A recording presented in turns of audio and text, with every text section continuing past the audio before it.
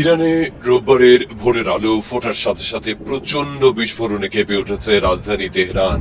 শনিবার সকালের মতো এদিনও যুক্তরাষ্ট্র ও ইসরায়েলের ঝাঁকে ঝাঁকে যুদ্ধ বিমান হানা দিয়ে বিধ্বংসী বোমা ফেলে গেছে। গুঞ্জন উঠেছিল আগের দিনের হামলাতেই ইরানের সর্বোচ্চ ধর্মীয় নেতা আয়াতুল্লাহ আলী খামেনি ওয়াশিংটন তেল আবিবের যৌথ হামলায় নিহত হয়েছেন।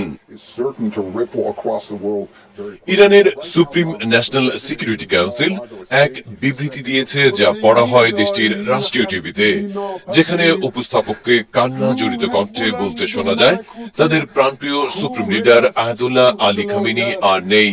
নিজ কার্যালয়ে মেয়ের জামাতা এবং নাতি সহ শনিবার নিহত হয়েছেন তিনি।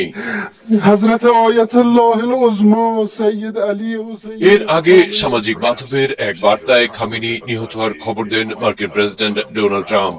বলেন, ইতিহাসের জঘন্যতম এক ব্যক্তি মারা গেছে, তার মৃত্যুতে বিশ্ব অনেক বেশি নিরাপদ হয়েছে।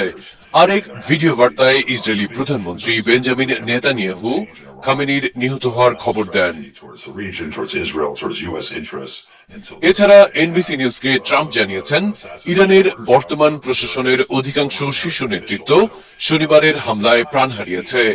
সিবিএস নিউজ বলছে, দেশটির প্রায় 40 শীর্ষ কর্মকর্তা এখন পর্যন্ত নিহত হয়েছেন। এদিকে সুপ্রিম লিডারের মৃত্যুতে 40 দিনের রাষ্ট্রীয় শোক ঘোষণা করেছে তেহরান বলে জানাচ্ছে বিবিসি। ওদিকে আলী খামেনি হত্যার প্রতিশোধ নেয়ার ঘোষণা দিয়েছে Islamic revolutionary guard corps IRGC.